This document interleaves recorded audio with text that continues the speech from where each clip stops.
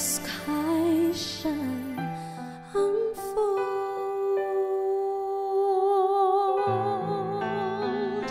preparing his entrance. The stars shall applaud him with thunders of praise.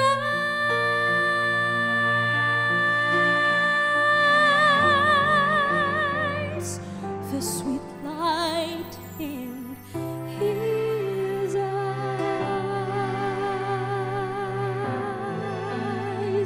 shall enhance those awaiting,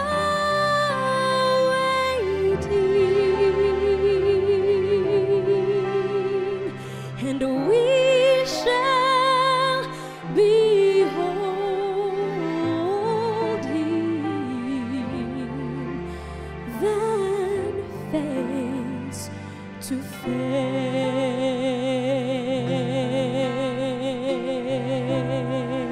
face. Oh, we shall behold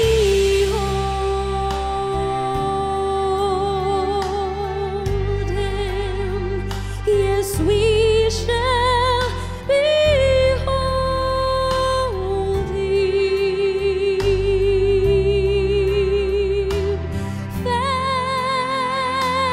face to face in all of his glory.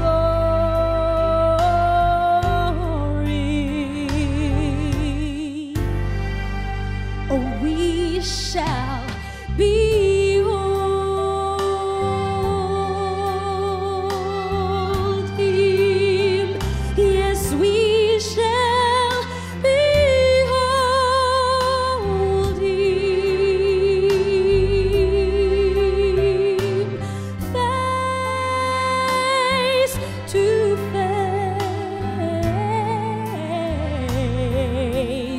face. Our Savior and Lord,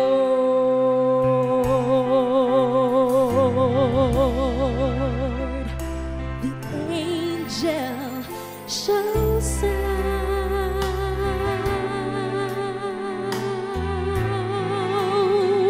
the shout of his coming,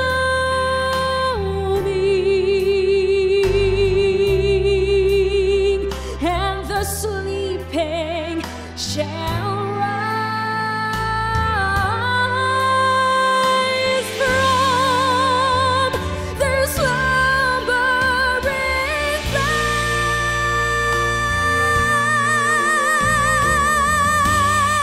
place, and those who remain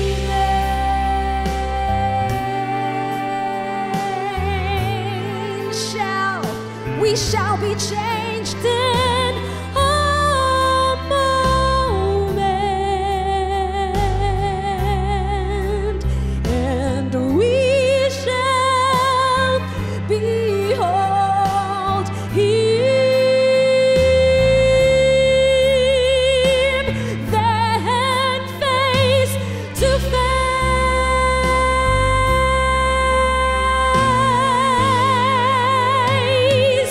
We shall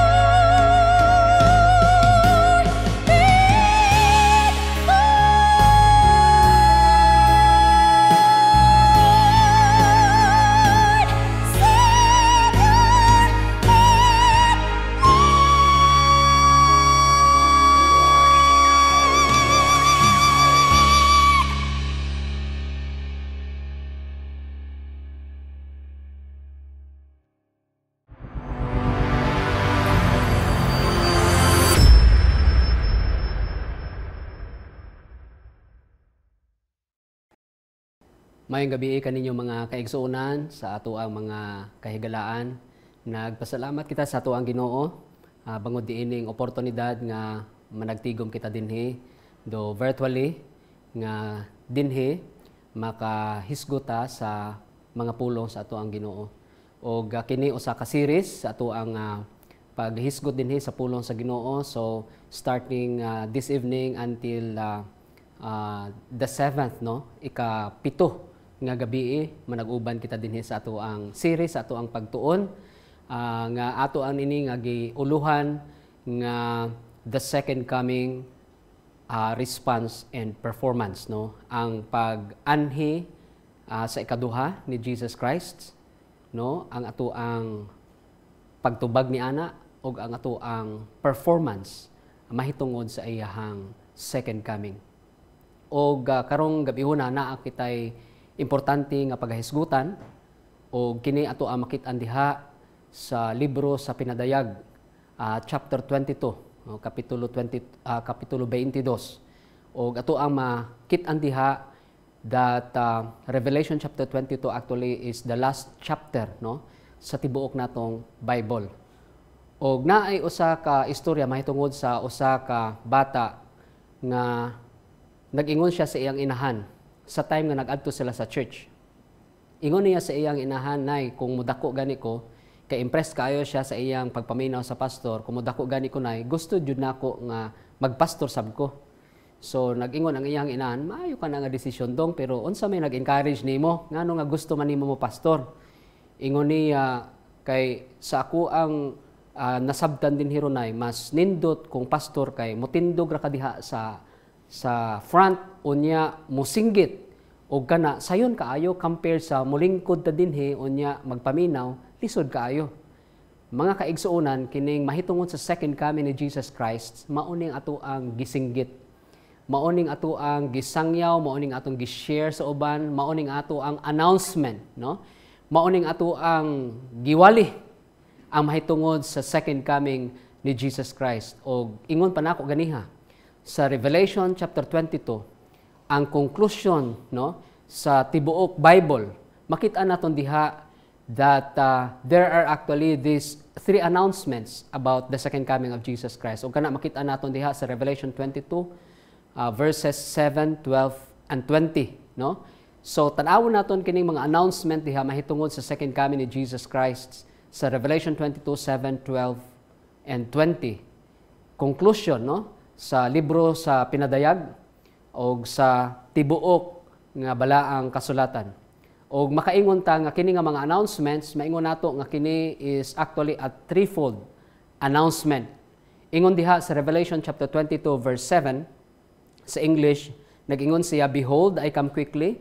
Blessed is he that keepeth the sayings of the prophecy of this book." Og dinhi sa Revelation 22 verse 12, "And behold, I come quickly, and my reward is with me to give every man according as his work shall be." O dinhi sa verse 20, nag-ingon siya, "He which testifieth these things saith, Surely I come quickly. Amen. Even so come, Lord Jesus." So diha makita nato mga kaigsuonan nga sa konklusyon, no, sa ato ang libro sa Pinadayag, sa ato ang Bible, makita nato nga naa dihay tulo ka mga announcements mahitungod sa second coming ni Jesus Christ. Sa Revelation 22 verse 7, Revelation 22 verse 12, o sa Revelation 22 verse 20. Tan-awon naton kung unsay iyahang translation ani sa Cebuan. Ingon niya dinhi sa verse 7, "Og tan-awa moabot ako sa dili madugay, bulahan ang magabantay sa mga pulong sa propesiya ni ining basahuna." O sa verse 12, naingon sab siya, "Tan-awa moabot ako sa dili madugay nga magadala sa ako ang ipamalos sa pagbayad ngadto sa matag usa sumala sa iyang binuhatan." O sa verse 20, nag-ingon sab siya, "Ang nagapanghimatuod mahitungod diini mga butangan nagaingon sa pagkatinuod, ako moabot gayod sa dili madugay. Amen, umanhi ka na, Ginoong Hesus." Threefold announcement regarding the second coming of Jesus Christ. Gusto nako nga tan-awon nato kining announcements kung unsa ka importante kini ug unsay kahilabtanan niini sa ato ang pagwali, sa ato ang pagsinggit, sa ato ang pag-announce sab mahitungod sa second coming ni Jesus Christ. Kining word ba nga kung atong tanawon, behold, I come quickly. Kining word nga, I come, kung imong tanawon ka na sa original, sa iyang grammar, actually, this is present tense, no? Simple present or present tense. O kung moingon gani sa Greek grammar nga present tense ka na, ang emphasis ana is that the action continues. In other words, no, ato ang makit-an dinhi that Jesus Christ actually is being said dinhi sa verse 7 nga He is coming. No? Wala giingon nga He has come. Wala sab giingon nga He will come. Kundi giingon dinhi that He is coming. In other words, He is already in the way in His coming to this earth. No? Naa na siya. No? Nagaanhi na siya paadto dinhi sa yuta. O kung ato asab nga sabton kining word nga come dinhi, referring to the coming of Jesus Christ, ato ang makit-an sab nga dili lang kini present emphasizing the continuous action of His coming, kundi kini sab mag-emphasize nga kini is prophetic or futuristic present. No? This is not just a simple present, but this is prophetic or maingon nato niya futuristic present. Kana nagpasabot mga kaigsuonan, mga kahigalaan, that the coming of Jesus Christ actually is certain, no? Is reliable. In other words, He really is going to come as He said. Kung unsay giingon niya, iyaha ka ng tumanon. Kung unsay iyahang gipromise, iyaha ka ng himuon. In other words, makasalig gayud kita sa iyaha. Mauna ang gi-emphasize sa grammar nga prophetic or futuristic present, meaning it is yet future, but it is as real as the present. Umaabot pa, pero it is as real as the present, meaning gipaabot pa, pero tinuod na gayud nga moabot siya parihas nga naa na siya nga nag-abot, no? Umaabot pa, but His coming actually is being deemed as already have happened, no? Nga kini nahitabo na. So mao na ang meaning sa grammar nga prophetic or futuristic present. O ingon dinhi not only that He is coming, no? And it is sure and it is certain, reliable, no? That He really will come. Giingon pa dinhi nga He will come quickly, no? O kung ato ang tan-awon kana kining word nga gitranslate dinhi nga quickly, ang iyahang meaning actually ni ana gikan sa original, it means without delay. Quickly, at once, in a short time. In other words, makita na to nga ang mga words nga gigamit diri maghata gayud og proof og pagpasiguro nga sigurado gayud nga mobalik siya. Pero kining word nga quickly, no? Maingon naton nga this actually means soon. No? But this word actually does not refer to the what? To the manner of His coming, but to the timing of His coming. Because time and again, Jesus Christ in Matthew chapter 24 is telling us, maingon diha si Jesus Christ, nga walay bisan usa sa tua nga nakahibalo, no? Sa iyahang pagbalik, pag-usab. So, giingon dinhi nga His coming is going to take place quickly. It is sooner than expected. Pero kini wala nag-refer sa manner of His coming, but to the timing of His coming. So tanawon nato, no, mga kaigsuona, mga kahigalaan, kung unsa ang kada usa ni ini nga mga announcements regarding the second coming of Jesus Christ in Revelation chapter 22, respectively in verses 7, 12, and 20. Chapter 22, pero tulod jud kabisis nga gi-announce kining ginatawag nga second coming ni Jesus Christ, the certainty, the reliability of the coming of Jesus Christ. No, not only that it is reliable and certain, there is also an emphasis that His coming is going to take place quickly. Tanawon naton ang una nga announcement dinhi, no? Makita naton dinhi sa verse 7 that the coming of Jesus Christ is announced as a blessing. Nga ang iyahang pagbalik pag-usab gi-announce kini sama sa usa ka panalangin. Kay unsa giingon dinhi sa verse 7, behold, I come quickly, Blessed is he that what? Keepeth the sayings of the prophecy of this book. So giingon din he, no? O ato ang masabtan sab nga Revelation chapter 22 verse 7 actually is one of the beatitudes that we can find in the book of Revelation. Kining word nga blessing din he, no? Makit-an sab nato kana nga giingon diha sa verse 3, chapter 1 verse 3, chapter 14 verse 13, chapter 16 verse 15, chapter 17 verse 7, no? Og chapter 20 verse 6, og dinhi sa chapter 22 verse 7 og sa verse 14. So verse 7 of chapter 22 is considered, no, by us or by Bible scholars, Bible students that this is one of the 7 beatitudes that can be found in the book of Revelation. O kining word nga blessed ba, adjective kini siya. Pero every time nga gigamit kini sa ato ang Bible, ato ang masabtan sab nga kining adjective pwede sab nga buhaton kini nga verb. For emphasis sake, no, sa ato ang mga Bibles makita nato nga kining adjective gibuhat sab nga verb kay ang mga Hebrews, no, sa una o gabisan man ang mga sumusunod ni Jesus Christ sa New Testament, makita naton nga di lang sila kontento ni anang mubuhat kag statement, kundi ang ilahang gitan-aw jud, ang ilahang gi-emphasize jud kanang action, no? So kung moingon kita nga adjective, pero ang sa original ana gi-render kana as a verb. Not only that blessing is being pronounced here, but the emphasis is also being made regarding the one who blesses.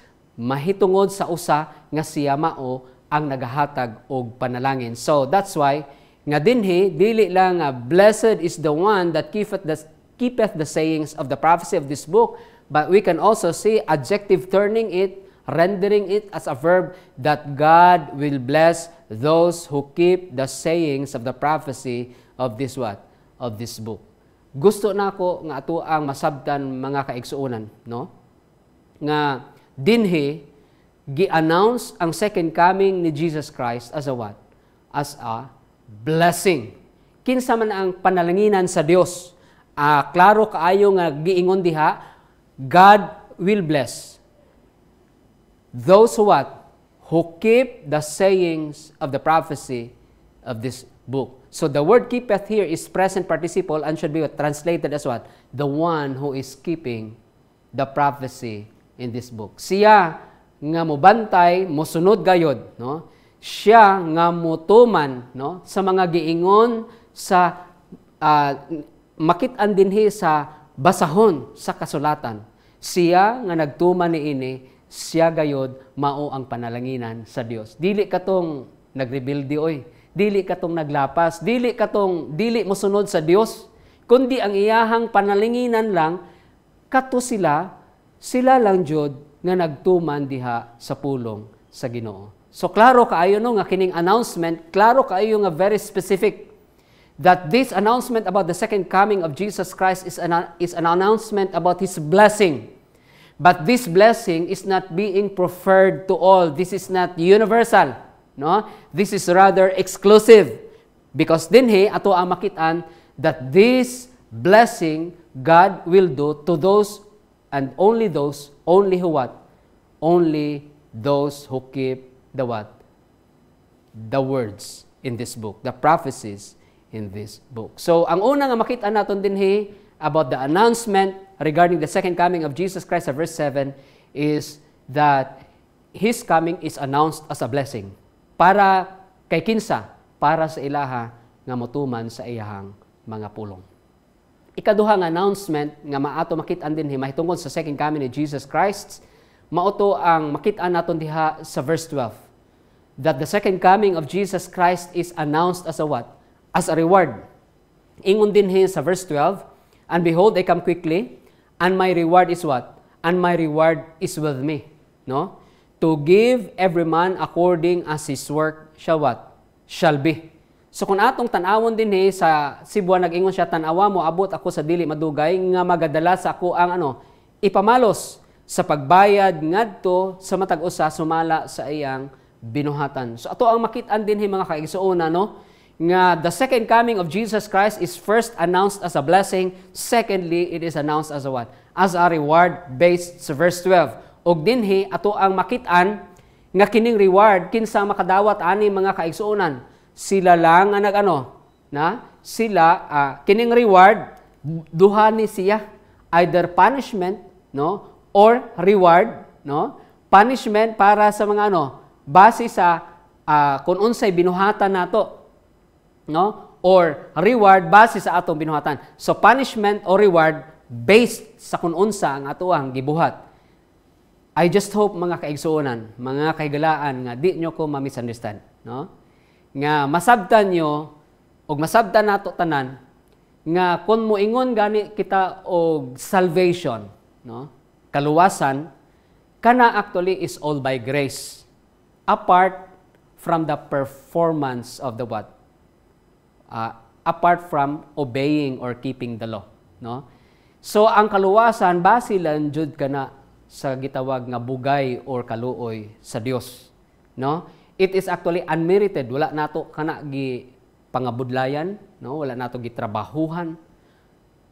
It is actually unearned, no? Wala naton kana nga gisuhol sa ato bangod kay gitrabahuhan naton kana, gihaguan nato kana.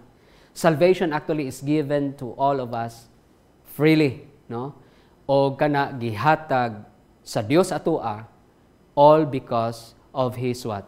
Of His grace. Mahitungod lang jud kana sa gitawag nga kaluoy niya sa atoa. Pero kung moingon gani ta, no?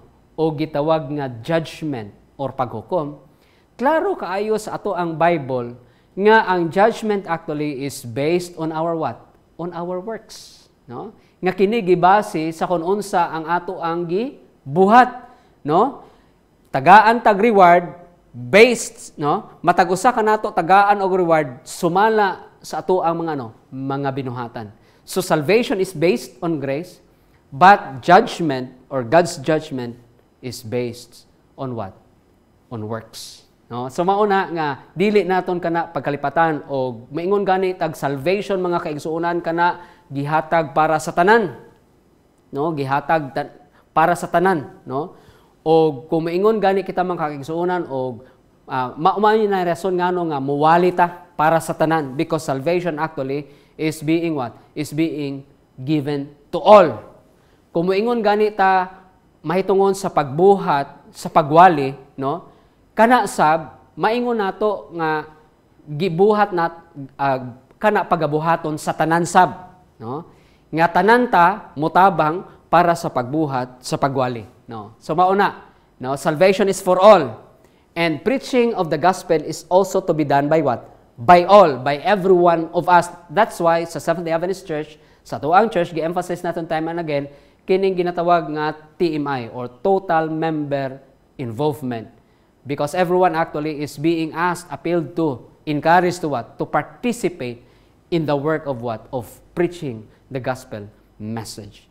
Pero pag-abot mga kaigsuonan sa gitawag nga pagdawat sa kaluwasan, no? Pagbaton, pagdawat sa kaluwasan o pagbuhat sa mga buhat mahitungod sa buhat nga giingon diha sa balaan niya kasulatan aron makadawat ta og reward kana personal na kana, no? So kining ginatawag nga dili pwede nga ako ang modawat og kaluwasan para sa imuha. Kamo sab di pwede nga modawat og kaluwasan para sa uban. Nga by proxy or on behalf of, no? Di pwede kana, no?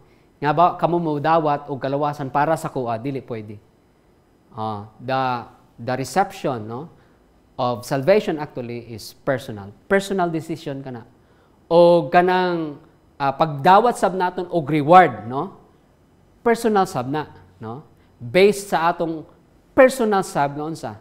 Nga performance kung unsa ang ato ang mga binuhatan. O giingon din that the coming of Jesus Christ is what?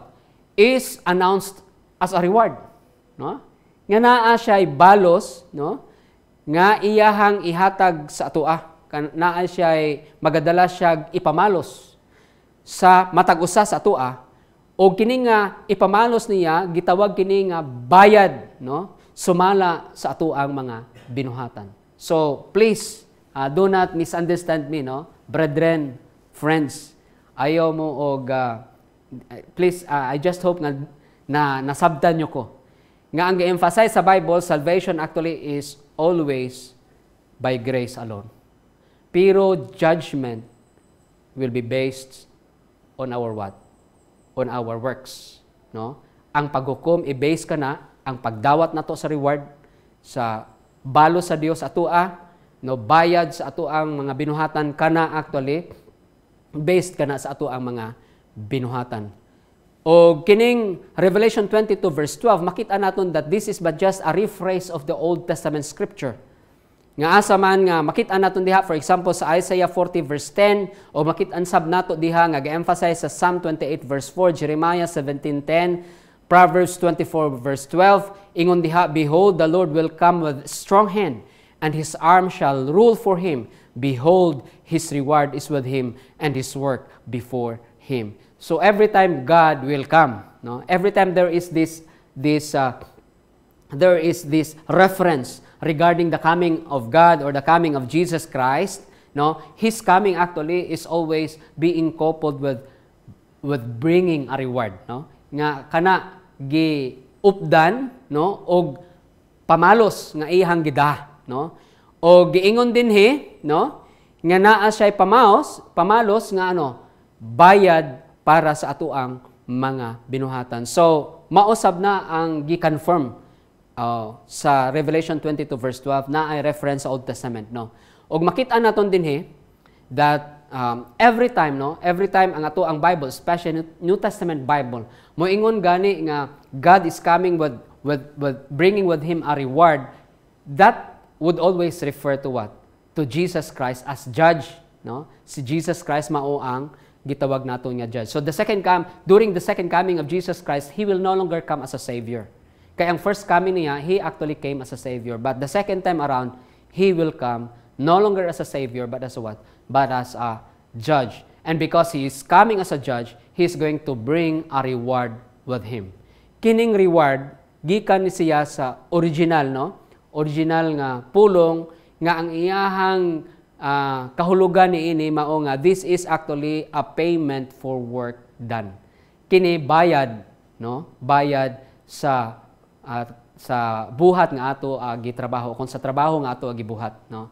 So ingon ako ganiha, salvation is based on grace, but judgment is based on what? On works. Kung nagbuhat ta in relation sa pagkamatinumano nato sa pulong sa Dios, we will what? We will receive his reward. What reward? Ato ang makit-an nga naatay mahimayaon nga umaabot para sa atoa. Kay inherit man kita og iyahang ginharian. Pero kung wa ta nagsunod sa iya o nya nagrebelde ta sa iya, ato ang makit-an sab nga kita magadawat og punishment bangod or tungod sa butang nga ato gibuhat. So he is coming as a judge, Jesus Christ is coming as a judge, and he will bring his reward with him, no? And this reward actually is a payment for the work that we have done. So unsa kaha ang atuhang mga binuhatan, mga kaigsuonan? Unsa kaha ang reward nga ihatag sa Dios sa mga binuhatan nga atong nahimo? So the second coming of Jesus Christ gi-announce not just as a blessing, it is also announced as a reward. Ikatulo nga ato ang makit-an dinhi mga kaigsuonan. Not only that the second coming of Jesus Christ is announced as a blessing and as a reward, thirdly, we can also see in Revelation chapter 22 verse 20 that his coming is announced as a warning. So naay blessing, naay reward, og naay warning, pagpaandam sa tuwa. Ingon din sa verse 20, he which testifieth these things saith, surely I come quickly. Amen. Even so, come Lord Jesus. Ingon din sa Sibwa, no? Ang nagapahimatuod mahitungod diini mga butangan nagaingon sa pagkatinuod, ako moabot gayod sa dili madugay. Amen. Umanhi kana Ginoong Jesus. O kung ato ang tan-awon kini, ato ang makit-an, no, kining word nga surely or even so, kini actually gitawag ni siya sa original as particles of authentication. Meaning, gibutang na diha to emphasize that the coming of Jesus Christ is sure and certain that it will really come to pass, no? Authenticating that indeed Christ is coming soon. O kining word nga amen, no, ato makit-an ni nga sa original, this is also a particle of affirmation. So there are these particles of authentication, there is this particle of affirmation, no, telling us nga kini mo sugid gayud sa atoa, no, nga kini magpamatuod gayud para sa atoa, that the coming of Jesus Christ is sure, reliable, and certain nga mobalik gayud siya dinhi sa yuta. So mobalik gyud siya. Mabalik siya liwat dinhi sa yuta, mobalik siya pag-usab dinhi sa yuta. Og ato ang makit-an dinhi, no, nga kining word nga amen gigamit sab sini nga title ni Jesus Christ diha sa Book of Revelation. Jesus Christ is being said in the Book of Revelation as the what? The great Amen, meaning not only that what He says He will do. Amen actually would also mean that Jesus Christ as the Amen would also mean that He is reliable, no, nga siya jud masaligan, no, nga kun unsa ang iyahang gisulti iya kanang buhaton, nga kun unsa ang iyahang gipromise iya kanang tumanon. So ato ang makit-an nga kining word nga amen actually is also what? Is also a title of Jesus Christ in the Book of Revelation to emphasize that Jesus Christ is reliable. He is someone we can depend on. Nga kung unsa iyahang gisulti, iyaha kanang tumanon, kung unsa ang iyahang gipromise, iya kanang buhaton, dili gayud mapakyas, no, ang iyahang mga pulong para sa atoa. O kining giingon din sa Revelation 22 verse 20, mausab ni ang giingon diha sa 1 Corinthians chapter 16 verse 22. Kay kun ato ang tan-awon diha, giingon diha, "Come Lord Jesus." This phrase actually, no, "Come Lord Jesus," Revelation 22 verse 20, this is actually written in Greek as what? Maranatha, no? O kining word nga Maranatha, this actually bespeaks what? A warning to repent. Kinahanglan gayod nga maghinulsol ngano man nga maghinulsol ta kay moabot siya, no? Moabot siya, mobalik siya. And because He is coming, each one of us is being warned, no? So that we will receive His what? His reward of being with Him for eternity in heaven, kanang reward nga managkauban kita diha sa iyaha, hangtod sa way kahangturan ngadto sa iyang langit nung puy-anan, kinahanglan gayud nga maghinulsol ta sa ato ang mga sala. O giingon din no, mausab na ang giingon din sa 1 Corinthians 16:22, but with a twist, because 1 Corinthians 16 verse 22 brings with it the idea of what? The idea of repentance. Ingon din if anyone does not love the Lord, a curse be on him. Come, Lord, to emphasize that we've got what? We've got what? We've got to repent of our sins. Otherwise, something bad, evil, is going to befall us. So, pagpaandam ni nga giingon dinhi sa tua sa Revelation chapter 22 verse 20. That's why we have the second coming of Jesus Christ presented here as a what? As a warning. So nindot mga kaigsuunan, mga kahigalaan nga ato makit-an dinhi sa Revelation chapter 22 that we have seen about these announcements being made regarding the second coming of Jesus Christ. And first, we have seen His second coming being announced as a what? As a blessing. Second, we have seen His second coming announced as a what? As a reward. And third, nakita nato dinhi that His second coming is announced as a warning. We've got to repent of our sins. No? Kinahanglan nga mutalikod ta sa tuang mga sa kinahanglan nga maghinulsol kita sa tuang mga sa aron mabato nato ang iyang gipromise nga reward para sa tua. Unsa ingon dinhi ni Ellen G. White sa Steps to Christ page 33, ingon niya, beware of procrastination. Di pwede nga unya ra, no? Ugma ra, no? Mag-andam daw ta sa gitawag nga procrastination, no? nga magpaunya-unya ta. Beware of procrastination. Do not put off the work of forsaking your sins and seeking purity of heart through Jesus Christ. No? Because Jesus Christ is coming and we are being promised, no, of His blessing, no, of a reward, no, of and also we are being warned nga kung di ta mo repent, no, makabaton ta og gitawag nga punishment. Ingon ni Ellen White din, we have to beware of procrastination. We need not what? Put off the work of forsaking our sins and seeking purity of heart through Jesus. Here is where thousands upon thousands have erred to their eternal loss. I will not here dwell upon the shortness and uncertainty of life, but there is a terrible danger, a danger not sufficiently understood, in delaying to yield to the pleading voice of God's Holy Spirit in choosing to live in sin. Unsay giingon dinhi mga kaigsunan? We've got really to what? We've got to yield ourselves to the pleading voice of God's Spirit. What voice? No? Unsa nga tingog nga ato ang kinahanglan paminawan diha sa iya. His what? His pleading voice of forsaking our sins, of repenting of our sins, of not choosing to live in sin. Mao ni ang iyang gi-plead sa atoa. Nga indili nato ni i-delay, kay kun i-delay gani, we are what? We are putting ourselves in a terrible danger. And this is actually where thousands have erred, no? Have erred, no? Nga they have what? They have procrastinated, they have delayed, no? Their forsaking of their sins and their acts of repentance before God, no? That they have chosen to what? To live in sin for so long. So mao ni mga kaigsuonan nag-ingon ni Ellen G. White dinhi o giingon pa niya dinhi sa Desire of Ages page 634, those who are watching for the Lord are purifying their what? Their souls.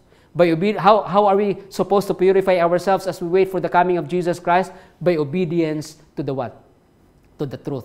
Kinahanglan gayud nga mutuman ta di ta mo lapas. Kay naa man jud mga kaigsuonan kita, di na ko moanha diha pastor sa church. Di na ko mosimba oy. Pero dinhi giingon nga we've got to obey the truth, because by obeying the truth, ingon dinhi, we are at the same time what? Purifying our souls in preparation for the coming of Jesus Christ. With vigilant watching, they combine what? Earnest working. While we wait, we also what? Work at the same time. Unsang trabaho nga atong gibuhat? Mauning ato ang hisgutan sa ato ang series ron, no? Not only that we really have to make a decided effort of forsaking our sins, no? But we've also to what? We've got also to participate in the what? In the preaching of the gospel. So we've got to what? We've got to combine our vigilant watching with earnest working, because they know that the Lord is at the door. Their seal is quickened to cooperate with the divine intelligences in working for the salvation of souls. Mao nagiingon diha ni Ellen White, no? As we wait for the coming of Jesus Christ, announced as a blessing, as a reward, as a warning, no? As we wait for the coming of Jesus Christ, we've got also to what? Purify ourselves by obeying the truth, no? And we've got to cooperate with the divine intelligences, no? By doing what? Because we combine waiting with earnest working, no? We cooperate with the divine intelligences by what? By working for the salvation of souls. So nagpasalamat mga kaigsuonan nga niining kagabihuna, no? Ato ang naisgutan dinhi kining importante nga mga announcements mahitungod sa second coming ni Jesus Christ. Diha nga ato nakit-an sa Revelation chapter 22, verses 7, 12, ug 20. Threefold announcements about the coming of Jesus Christ. Gi-announce kini ang iyang second coming as a blessing. Gi-announce sab kini as a reward, o gi-announce sab kini as a warning. Yes, nakita naton din that the coming of Jesus Christ is actually announced, no? In these three things, no? Meaning tulo ka mga butang. It is announced as a blessing, a reward, as a warning. Kini mao ang epilog or conclusion sa book of Revelation. Again, the second coming of Jesus Christ in the conclusion of the book of Revelation, makita naton that it is announced as a blessing, as a reward, as a warning. And we can see that it is being emphasized time and again that Jesus Christ is coming.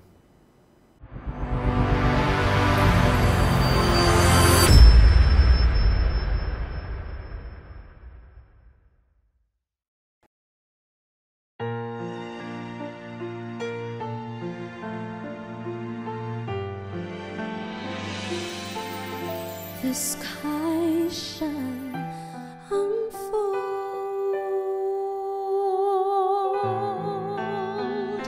preparing His entrance. The stars shall applaud Him with thunders of praise.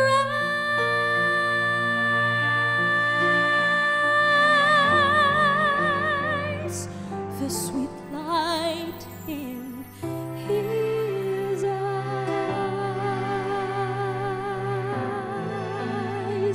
shall enhance those awaiting,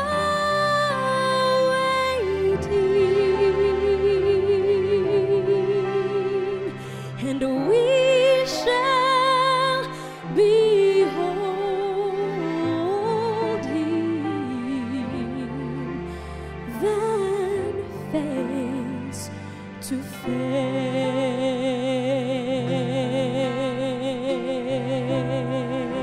face. Oh, we shall behold Him. Yes, we shall behold Him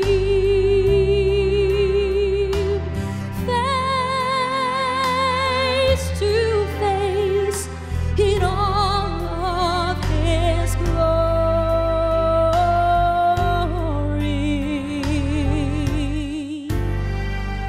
Oh, we shall behold Him. Yes, we shall behold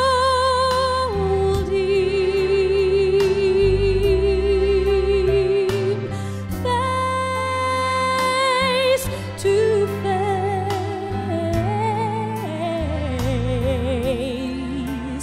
Our Savior and Lord,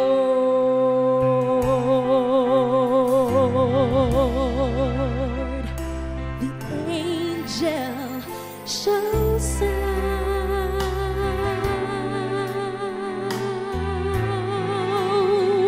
the shout of His coming,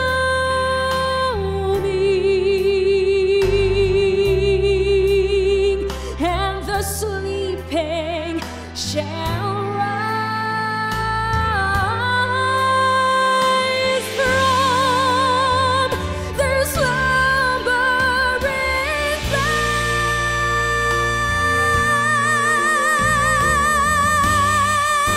place, and those who remain